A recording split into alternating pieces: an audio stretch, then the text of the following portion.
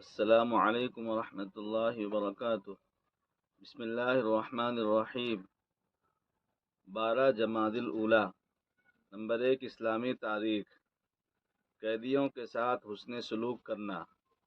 غزوہ بدر میں 70 مشرکین قید ہوئے جن کو مدینہ منورہ لایا گیا۔ حضور اکرم صلی اللہ تعالی علیہ وسلم نے قیدیوں کو صحابہ میں تقسیم کر دیا، ان کے ساتھ حسن سلوک اور بھائی چارہ کرنے کا حکم دیا۔ اس حکم کو سنتے ہی صحابہ کرام نے ان کے ساتھ ایسا سلوک کیا کہ دنیا کی کوئی قوم بھی اس عدل و انصاف اور حسن سلوک کی مثال پیش نہیں کر سکتی۔ آپ کے چچا حضرت عباس رضی اللہ تعالیٰ عنہ کے بازو کمر سے کسے ہوئے تھے، ان کے کراہنے کی وجہ سے آپ بے چین ہو گئے تو صحابہ نے ان کی رسی ڈھیلی کر دی۔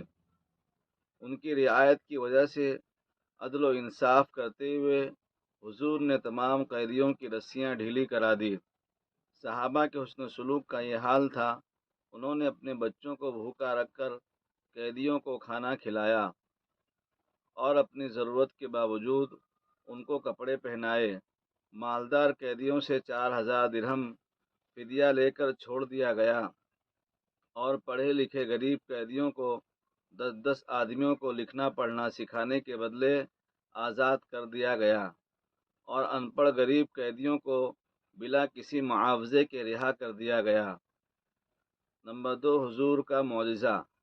ایک مرتبہ رسول اللہ نے اپنے صحابہ سے گفتگو فرما رہے تھے، دوران گفتگو ارشاد فرمایا، ابھی تمہارے پاس اس طرف سے مشرق والوں کی ایک بااخلاق جماعت آئے گی۔ چنانچہ حضرت عمر رضی اللہ تعالیٰ عنہ کھڑے ہو کر اس طرف چلے۔ تھوڑے دیر ہی پہنچے تھے کہ سامنے سے 13 افراد پر ایک جماعت آئی۔ حضرت عمر نے پوچھا، کون ہو؟ جماعت نے کہا، ہم قبیلہ بنی عبد القیس سے تعلق رکھتے ہیں۔ حضرت عمر رضی اللہ تعالیٰ عنہ نے پوچھا، کیا اس شہر میں تجارت کے ارادے سے آئے ہو؟ تو انہوں نے فرمایا نہیں۔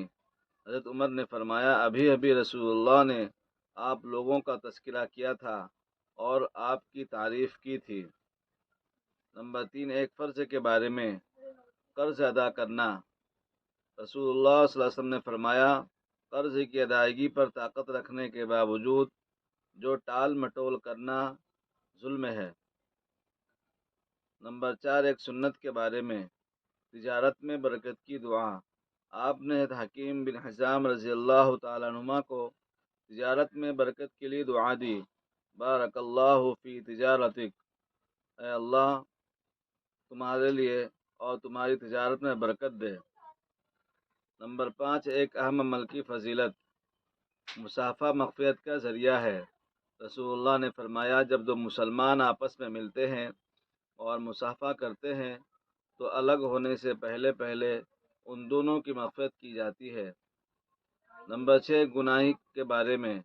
قرآن میں اللہ تعالیٰ فرماتا ہے، جو لوگ اللہ تعالیٰ کے راستے سے بھٹکے ہیں ان کے لیے سخت عذاب ہے، اس لیے کہ وہ حساب کے دن کو بھولے ہوئے ہیں۔ نمبر 4، دنیا کے بارے میں۔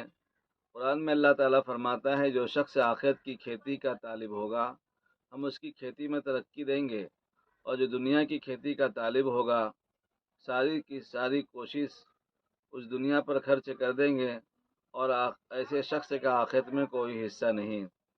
نمبر 8، آخرت کے بارے میں رسول اللہ نے فرمایا، قبر یا تو جنت کے باغوں میں سے ایک باغ ہے یا جہنم کے گڑھوں میں سے ایک گڑھا۔ نمبر 9، طب نبوی سے علاج۔ ککڑی کے فوائد۔ رسول اللہ صلی اللہ علیہ وسلم کھجور کے ساتھ ککڑی کھاتے تھے۔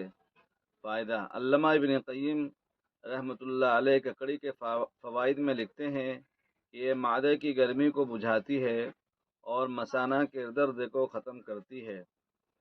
نمبر 10، نبی صلی اللہ علیہ وسلم کی نصیحت۔ رسول اللہ صلی اللہ علیہ وسلم نے ماتحت اور یتیم کے بارے میں فرمایا،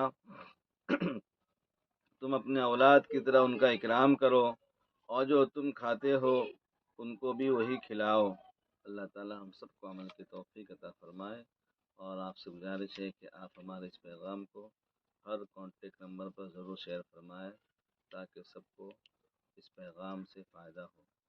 جزاک اللہ۔